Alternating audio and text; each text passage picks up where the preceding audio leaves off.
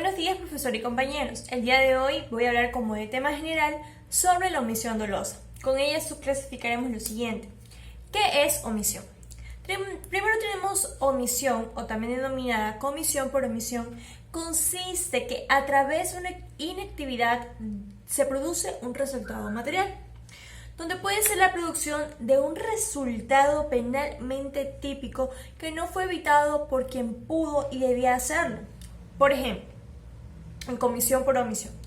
Una persona que estaba a cargo de activar las palancas para activar los rieles del metro decide no activarlos porque no quiso o porque se olvidó y provocó que los trenes se chocaran. Y esto ocasionó la muerte de varias personas. Este es un ejemplo muy claro. La comisión por omisión existe justo en el momento en que el sujeto, teniendo la obligación de activar las palancas, ya que este era su trabajo, y aún sabiendo lo que podía ocasionar, se obtuvo a hacerlo. Y para evitar el resultado de este choque, serían las muertes de todas las personas, no actuó como debía. A través de esto tenemos el concepto negativo de la acción y sus dos enfoques. Tenemos dos enfoques muy importantes que los mencionaremos después, pero primero haremos un preámbulo sobre el delito omisivo en el Ecuador. Un poco hablando de todo, antes los sistemas penales del siglo XVIII tomaban a la omisión como aquel elemento fortuito en cual solo estaba relacionado con el delito en contra de la vida. La omisión ha tenido varias escuelas, pero mencionamos dos de ellas. Por una parte tenemos el naturalismo, y dentro de esta escuela se crea un concepto erróneo de lo que es la omisión. Esta escuela fue impulsada por un gran autor denominado von List, que en su tratado lo define como el resultado producido que hubiera sido evitado por el acto, que a pesar de ser posible para el esperado por nosotros, fue omitido por este. Por este concepto se dan dos discrepancias. Tenemos, primero, la idea de la posibilidad, luego tenemos la posibilidad física objetiva. Y la primera explica que la acción no realizada debe haber sido posible, mientras que la segunda, o sea, la posibilidad física objetiva, nos indica que el principal criterio que puede determinar que la diferencia existe entre acción y la omisión. Luego tenemos y hablamos sobre el finalismo. Aquí la omisión es considerada como subenlace y dentro de una conducta susceptible por la voluntad final. Para Kaufman, que fue otro autor súper importante, esta estructura es lógica objetiva y se da gracias a la vinculación entre el plano valorativo y ontológico. Gracias a esto, podemos determinar que la capacidad de la acción debe ser por una posibilidad física de actuar, una capacidad de conducción final. Y para esta escuela no tiene sentido hablar de la omisión de forma independiente del tipo. Ahora tenemos como concepto negativo de la acción. La tesis finalista encontra algunos límites para poder afrontar la problemática del delito omisivo. Esto hizo que se generaran varias propuestas, las cuales tocaremos dos de ellas. Estas propuestas ven a la acción como objetivación, que es la falta de reconocimiento de la vivienda de la norma. Estos sustituyen a la visión ontológica por la normativa. Estas propuestas o enfoques son los siguientes, y dos muy importantes. Tenemos el enfoque lógico abstracto y el enfoque empírico. ¿Qué quiere decir el enfoque lógico abstracto? Este tiene el enfoque que parten de las leyes, ya que se basa en su atribución de determinados conceptos de esta. Lo que intenta es probar que las omisiones en los sujetos con deber de garantes pueden incluirse en los tipos penales y los delitos de los resultados. Como enfoque empírico, tenemos que nos habla que el concepto de omisión parte de la manifestación destructiva del sujeto y no de la actuar del humano en general. Bueno, tenemos también lo que son clases de delitos omisivos. Para esto tenemos dos: la omisión impropia y la omisión propia. Como omisión propia tenemos que los delitos de omisión propia cualquier ciudadano puede configurar como actor, ya que estos tienen la obligación de actuar por una simple condición de ciudadano, sin importar la relación jurídica que éste ostenta. Un ejemplo clarísimo del tipo de omisión es la que se presenta cuando una persona se abstiene a prestar ayuda o auxilio a alguien que se encuentra en una situación de peligro. Tenemos también lo que es la omisión impropia.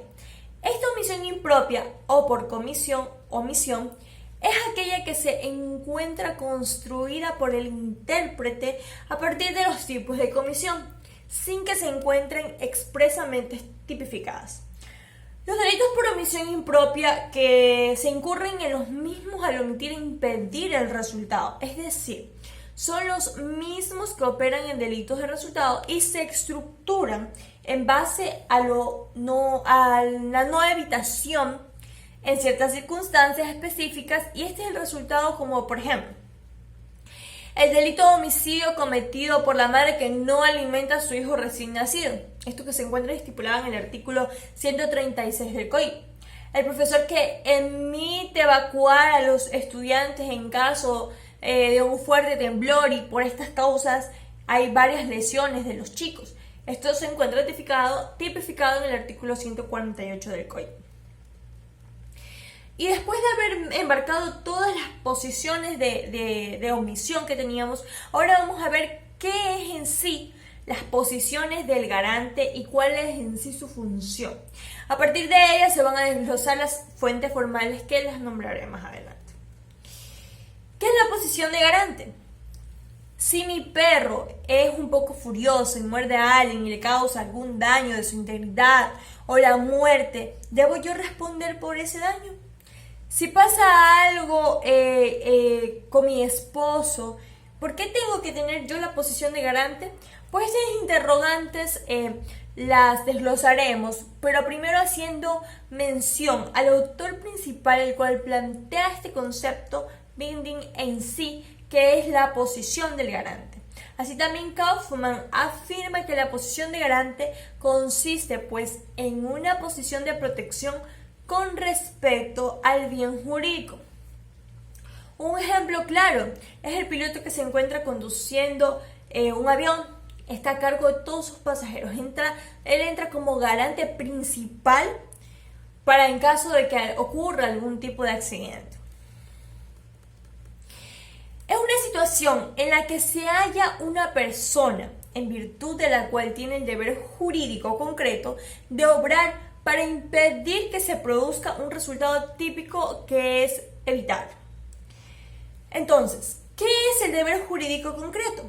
Pues nada más y nada menos es el alcance de la posición de garante. En otras palabras, el garante tiene el deber jurídico hasta donde sea posible cumplir. Ojo, cabe indicar que la persona que recae la responsabilidad de actuar no tiene el deber de evitar el resultado, sino la realización de la actuación necesaria. Bueno, seguimos hablando más y vamos a hacernos referencia a lo que son las teorías de la posición de los garantes. Tenemos como primero teoría de Kaufman, teoría sobre el ámbito de dominio y las teorías de los roles. La teoría de Kaufman hace mención al principio de legalidad y establece la necesidad de determinar mandatos del garante, del cual dividió este en dos. En una tenemos la evitación de lesión del bien común y por otra parte tenemos la supervisión de determinada fuente de peligro. Luego hablamos sobre la teoría sobre el ámbito de dominio. La clasifica igualmente en dos formas. La primera es el dominio sobre una causa esencial del resultado. El segundo es sobre el desamparo de las víctimas.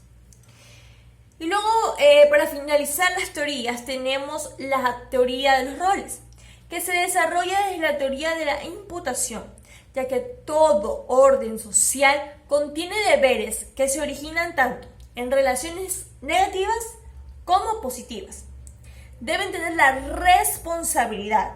No puede ser entendida separada entre omisiones, ya que son dos fundamentos de responsabilidad. Luego tenemos el error sobre los mandatos o la tentativa de los delitos omisivos. Haremos hincapié hasta estas temáticas. Podemos definir que los errores sobre el mandato se dan cuando el autor se equivoca acerca de su deber de acción. Por lo tanto, el autor desconoce la norma preceptiva, mismo que produce la realización de una determinada conducta de acción u omisión y por ende es una norma permitida. En los casos del delito de omisión propia, estos delitos corresponden solo a una situación típica, pero no al deber de acción como tal. En sí, ¿qué es la tentativa en los delitos omisivos? Se basa en la delimitación, o sea, quiere decir que lo he intentado realizar y lo he realizado y esta vez que se resuelva hay varios planteamientos. Siempre en la tentativa de los delitos omisivos entra un tercero, el cual hace que el caso que voy a realizarlo primero voluntariamente se convierta en fortuito e interrumpa por una persona tercero y por eso de esta manera lo definimos como tentativa de los delitos omisivos. Luego hablamos, por último tema haciendo hincapié, hablamos de la teoría y participación de los delitos omisivos. Debe ser personal como primera característica que le incumbía ese deber. ¿Esto qué quiere decir? Si no se cumple una actividad que compete dentro de un ámbito laboral, se estaría cumpliendo como una omisión.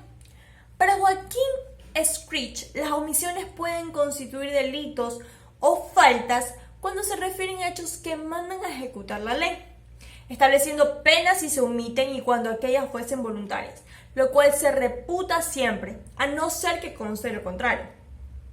A lo que se refiere es que si una persona no cumple con lo estipulado por la ley, se le podría estar dando un rasgo de castigo. Refiriéndonos a la autoría mediata, un ejemplo claro es cuando yo estoy, por ejemplo, en mi casa y yo le digo a mi vecina, vecina, ¿puedo ir a la casa de Pepita? Y me puede pasar el teléfono que está encima del televisor. Ella inconscientemente va y lo coge, lo toma y me lo da. Pero prácticamente ella robó en virtud mía, como intermediario ingresó. Entonces eso explica que existen coautores que hubieron varios omitentes, o sea, directamente fue dada mi orden, pero ella voluntariamente me ayudó, pero sin embargo fue parte también del delito. Entonces, eso es todo lo que hablamos por omisión. Que tengan muy buenas tardes. Muchas gracias.